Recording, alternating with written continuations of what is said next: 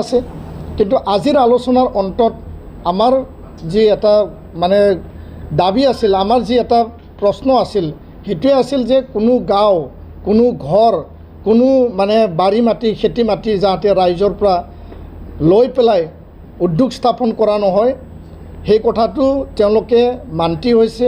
BTR চৰকাৰে already তেওঁলোকে সেইটো কথা এনচিয়ৰ কৰিছে, মানি লৈছে আৰু সেই হিচাপে 200-300 মিটাৰ দূৰত্ব বজাই ৰাখি পেলাই মেপ এটা, চতুৰ্থ এটা মেপ তেওঁলোকে তৈয়াৰ কৰা যি মেপ সেইখন আমাক দেখুৱালে। পলিউশ্যনৰ ক্ষেত্ৰত তেওঁলোকে সকলো দিশ সামৰি পেলাই তেওঁলোকে নজৰ ৰাখিম বুলি তেওঁলোকে আমাক আশ্বাস দিছে। আৰু এই যে ৰিক্ৰুইটমেণ্ট, ভৱিষ্যত নৱপ্ৰজন্মক ইয়াত যাতে তেওঁলোকে চাকৰি বাকৰি নিয়োগ পাব পাৰে, তাৰ কাৰণে তেওঁলোকে কথাবিলাক ৰাখিছে। যথেষ্ট টেকনিকেল, যথেষ্ট ছ'চিয়েল, যথেষ্ট এনভাইৰমেণ্টেল ইছ্যুজ থাকে, শংকা থাকিবই, আমাৰো শংকা আছে। আৰু ইণ্ডাষ্ট্ৰী আমাক লাগে, আমি নালাগে বুলি কোৱা নাই, কিন্তু ইণ্ডাষ্ট্ৰী বনাবলৈ যাওঁতে যাতে ৰাইজৰ ক্ষয় ক্ষতি নহয়, খিলঞ্জীয়া ভূমিপুত্ৰ জনজাতিৰ লোকসকলৰ ক্ষয় ক্ষতি নহয়, তেওঁলোকৰ আৱেগ আৰু অনুভূতিত যাতে মানে হস্তক্ষেপ কৰা নহয়, দখল কৰা নহয়। আৰু এমিকেবল এটা আলোচনাৰ মাজেদি, এটা বুজাবুজি আলোচনাৰ মাজেদি আৰু বুজাবুজিত আহি সকলো কথা নিয়াৰিকৈ আমি বুজাই আৰু বুজি লৈ পেলাইহে যাতে ফাইনেল সিদ্ধান্তত যায়, তাৰ কাৰণে আমি চৰকাৰক আবেদন কৰিছোঁ যে কোনো কাৰণত জবৰদস্তি যাতে ইয়াত এনেকুৱা ব্যৱস্থা বা এনেকুৱা প্ৰক্ৰিয়াবিলাক যাতে কৰা নহয়। আলোচনা হ'ব লাগে, গাঁৱৰ ৰাইজৰ লগত আলোচনা হ'ব লাগে, গাঁওবুঢ়াসকলৰ লগত আলোচনা হ'ব লাগে। ৰাইজে বিচাৰিছে, কিছুমান ৰাইজে বিচৰা নাই। এতিয়া দুটা পইণ্ট তাত তো মানে ওলাই গ'ল যে ৰাইজে উন্নয়ন বিচাৰে, ৰাইজে ইণ্ডাষ্ট্ৰী বিচাৰে, কিন্তু ইণ্ডাষ্ট্ৰীৰ নামত কিছু আমাৰ যিবিলাক মানে শংকা, যিবিলাক আমাৰ মানে অভিযোগ আছে, সেই অভিযোগবিলাক কেনেকৈ নিৰাময় কৰিব পৰা যায় আৰু সেই কথাক লৈ আমি আলোচনা কৰিছিলোঁ। আৰু অহা কাইলৈ বা পৰহিলৈ নিখিল বড়ো ছাত্ৰ সন্থা, বড়ো জাতীয় দল সংগঠন আৰু লগতে স্থানীয় ৰাইজৰ লগত আমি মিলিত হ'ম।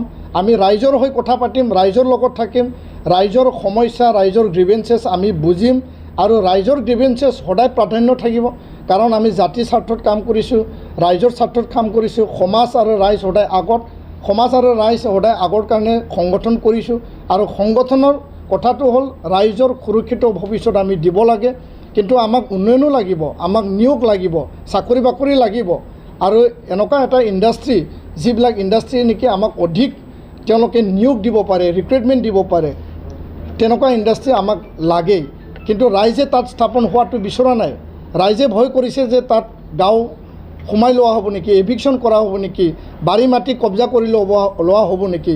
সেই শংকা আশংকাৰ ব্যৱধানত এতিয়া মানে দুই পক্ষ এতিয়া হৈছে আৰু ইয়াত বিভিন্ন পৰিৱেশ পৰিস্থিতি, হিংসা জৰ্জৰ এটা পৰিৱেশ পৰিস্থিতিলৈকেও ঠেলি দিছে। তেনেকুৱা পৰিৱেশ হ'ব নালাগে, তেনেকুৱা পৰিৱেশ কোনেও ক্ৰিয়েট কৰিব নালাগে। এইটো দি আমাৰ সমাজ জাতি কেতিয়াও লাভ নহয়। এনেকুৱা পৰিৱেশ পৰিস্থিতি আমি যথেষ্ট দেখিলোঁ। মাটি ৰক্ষা কৰিবৰ কাৰণে, মাটি বচাবৰ কাৰণে মানে আমাৰ সকলোৰে আৱেগ অনুভূতি থাকিব, আমাৰো আছে। আৰু নিখিল বড়ো ছাত্ৰ সন্থা সদায় আমি ভূমিক লৈয়ে প্ৰাধান্য দিছোঁ। কিন্তু এই যি সমস্যা হৈছে, অলপ আমি এমিকেবল এটা ৰাস্তা চলিউশ্যন আমি ওলাব লাগিব। আজিৰ আলোচনাই নিশ্চয় এটা ৰাস্তা দিব আৰু ৰাইজ আৰু ৰাইজৰ অভাৱ অভিযোগ, ৰাইজৰ গ্ৰিভেঞ্চেছটো আগত ৰাখি পেলাই পৰ্বতজোৰা বাছবাৰীৰ ৰাইজৰ লগত আমি আলোচনাত মিলিত হ'ম আৰু তেওঁলোকেও আগবাঢ়ি আহক, আমিও আগবাঢ়ি যাম। আমি কোনো চৰকাৰৰ মানুহ নহয়। যেতিয়া এই থাৰ্মেল পাৱাৰ প্লাণ্টটো যিহেতু এতিয়া আৰম্ভণি, ইয়াৰ তেওঁলোকৰ পলিচিটো আন মানে ভাৰতৰ বিভিন্ন প্ৰান্তত য'ত য'ত স্থাপন কৰিছে, তেওঁলোকৰ পলিচি ৰিক্ৰুইটমেণ্টটো কি চলি আছে, আমি এইটো আজি প্ৰশ্ন কৰিছোঁ। আৰু যিহেতু এইটো নতুনকৈ আৰম্ভ হ'বলৈ গৈ আছে, যে 6 শিডিউল বিটিআৰত হোৱা আমি ভূমি আমাৰ পৰা বিচাৰিছে, আমাৰ পৰা ভূমি ল'ব, ভূমি লোৱাৰ ইন ৰিটাৰ্ণ আমি কি পাম, ৰাইজৰ সুৰক্ষা, ৰাইজৰ ভৱিষ্যত, এইটো আমি ৰাখিছোঁ। তো পলিচিৰ আধাৰত, পলিচিতে ৰাখিব লাগিব যে 3rd grade 4th grade, technical non technical, তাত যিখিনি এংগেজমেণ্ট থাকিব, নিয়োগ থাকিব, সকলো প্ৰক্ৰিয়াতে লোকেল স্বাৰ্থটো প্ৰাধান্য দিব লাগিব।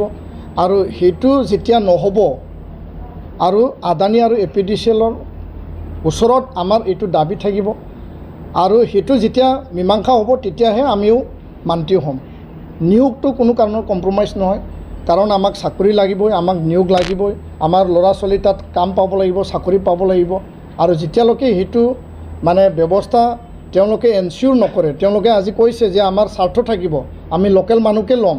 আৰু ইয়াৰ কাৰণে এই পৰ্যায়লৈকে আলোচনা হৈছে যে ITI যিখিনি আছে BTRত, তাত থাৰ্মেল পাৱাৰ প্ৰজেক্টত যিখিনি চাকৰি পাবৰ কাৰণে যিখিনি স্কিল লাগে, সেই স্কিল কোৰ্চখিনি আৰম্ভ কৰা যাওক, তেওঁলোকে আৰম্ভ কৰক। সেই কথালৈকে আমি তেওঁলোকক আলোচনা কৰিছোঁ। CLৰ ক্ষেত্ৰত আমাৰ দাবী অলৰেডি আছে, এবাৰ নহয় দুবাৰ আমি আন্দোলনো কৰিলোঁ আৰু এনেকুৱা আন্দোলন আমি কৰি আহিছোঁ, মানে জাতীয় আন্দোলন, সাংবিধানিক ৰাজনৈতিক অধিকাৰৰ কাৰণে আন্দোলনৰ পিছৰ শান্তি, শান্তিৰ পিছৰ এতিয়া উন্নয়ন বা ইণ্ডাষ্ট্ৰিয়েলাইজেশ্যন, মানে ইণ্ডাষ্ট্ৰি কেনেকৈ বহাব, ক'ত বহাব, মানে কেনেকৈ বহালে ভাল হ'ব, সেইটো BTRবাসী ৰাইজে সিদ্ধান্ত ল'ব, বিবেচনা কৰিব আৰু সেই হিচাপে যাব। আমাৰ ভৱিষ্যত আমি নিৰ্ধাৰণ কৰিম আৰু ইয়াৰ কাৰণে IOCL আছে, NTPC আছে, তেওঁলোকৰ বিষয়াসকল আহে, তেওঁলোকে 2-3 বছৰৰ কাৰণে আহে, তেওঁলোকে ইয়াৰ মানুহখিনিৰ স্বাৰ্থটো সদায় প্ৰাধান্য দিব লাগে। এনেকুৱা নহয় যে তেওঁলোকে ইয়াত স্থাপন কৰিছে উদ্যোগ, নিজৰ স্বাৰ্থটো সিদ্ধি কৰিছে, ৰাইজৰ স্বাৰ্থটো সিদ্ধি কৰা নাই, আমি কেতিয়াও মানি নলওঁ। এই ক্ষেত্ৰতো আমাৰ দাবী আৱাজ থাকিব আৰু ভৱিষ্যত দিনত IOCL আৰু NTPCয়ে লোকেল পলিচি তেওঁলোকে ইমপ্লিমেণ্ট কৰাত বাধ্য কৰিবৰ কাৰণে আমি যি পন্থা ল'ব লাগে আমি ল'ম।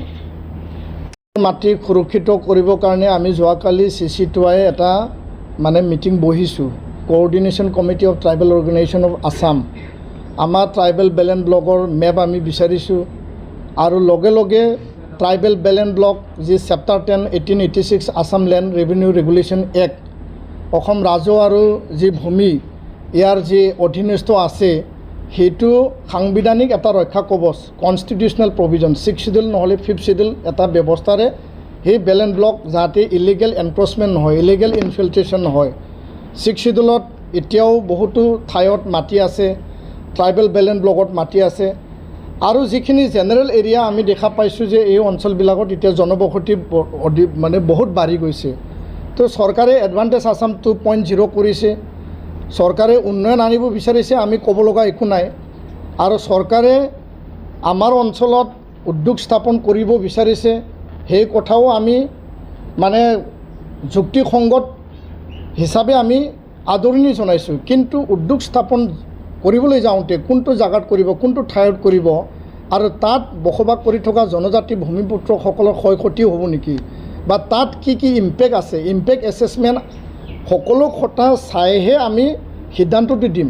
আমি এনে কোনোবাই জবৰদস্তি জাপি দিব, কোনোবা জবৰদস্তি উদ্যোগ স্থাপন কৰিব আৰু ইয়াৰ পৰা তেওঁলোকে চৰকাৰী যি ৰেভিনিউ বা তেওঁলোকৰ যিখিনি যি ব্যৱস্থা সেইটো কৰিব, আমি এইটো কেতিয়াও মানি নলওঁ। আৰু ইয়াৰ কাৰণে ট্ৰাইবেল এৰিয়াৰ ভূমি সংৰক্ষিত কৰিব, সুৰক্ষিত কৰিব, জনজাতিৰ ভূমি মানে ভৱিষ্যতে সুৰক্ষিত হৈ থাকিব লাগে, তাৰ কাৰণে চৰকাৰে ব্যৱস্থা ল'ব লাগে, সেইটো আমাৰ দাবী আছে।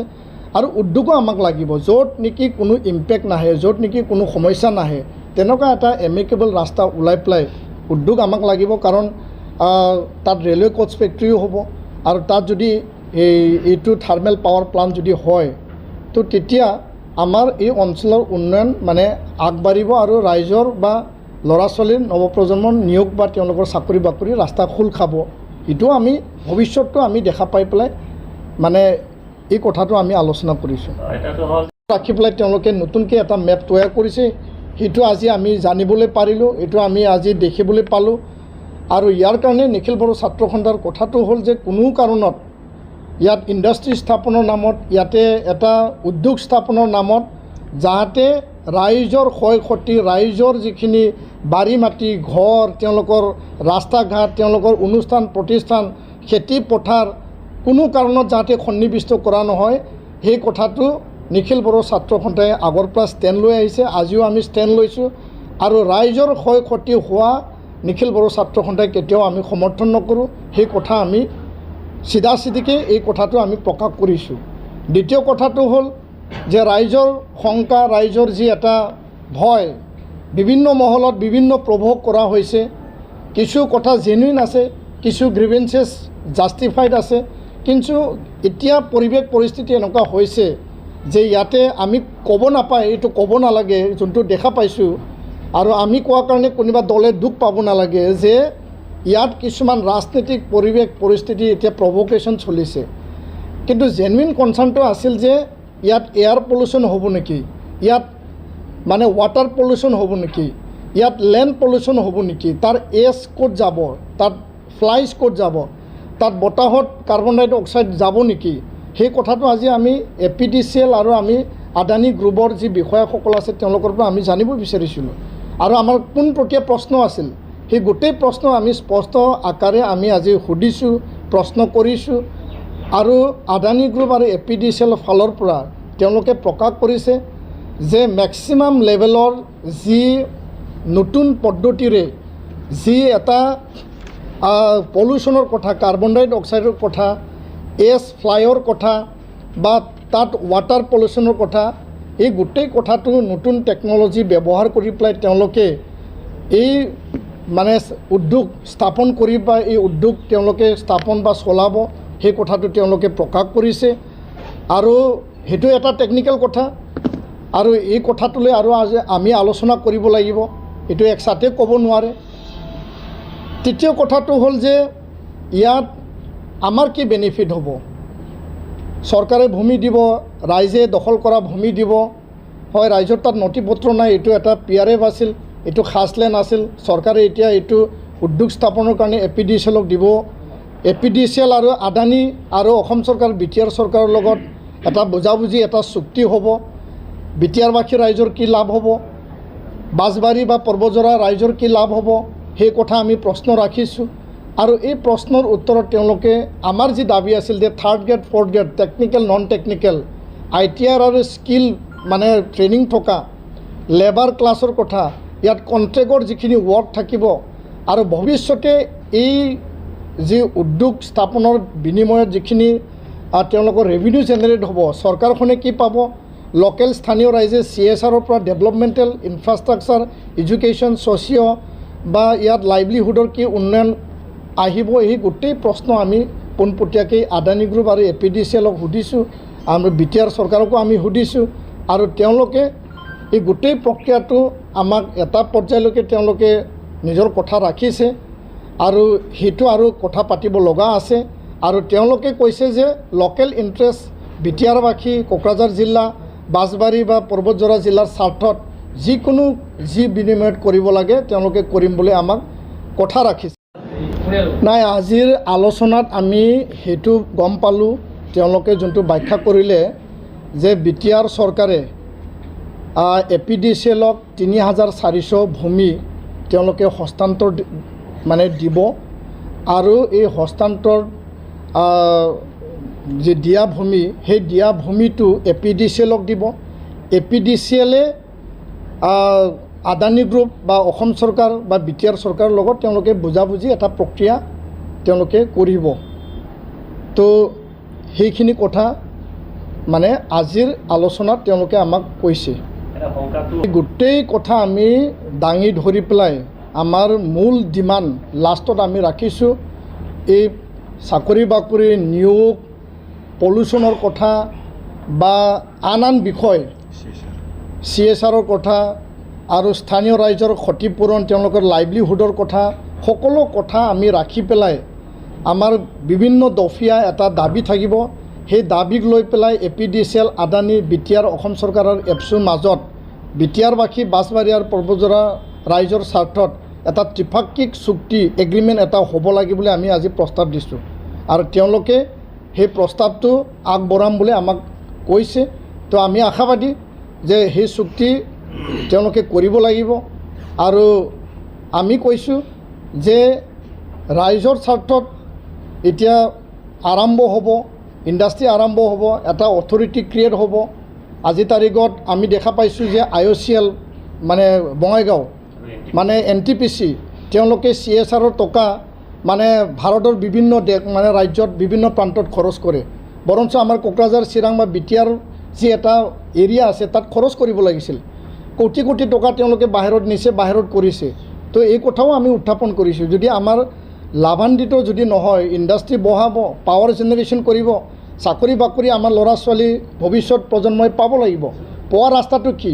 এটা প্ৰাইভেট লিমিটেড হৈ পেলাই তেওঁলোকে যদি এই পলিচিটো যদি ৰাখে আৰু পলিচিটো আমাৰ লগত যদি এগ্ৰিমেণ্ট কৰে আৰু এই CSR প্ৰজেক্টটো তেওঁলোকে লোকেল স্বাৰ্থত শিক্ষা অৰ্থনীতিৰ লাইভলিহুডত যদি কৰে, সেই কৰাৰ কাৰণে আমি দাবী জনাইছোঁ আৰু ইয়াৰ কাৰণে এটা এগ্ৰিমেণ্ট বুজাবুজি হ'ব লাগিব বুলি আমি আজি প্ৰস্তাৱ দিছোঁ, দাবী জনাইছোঁ।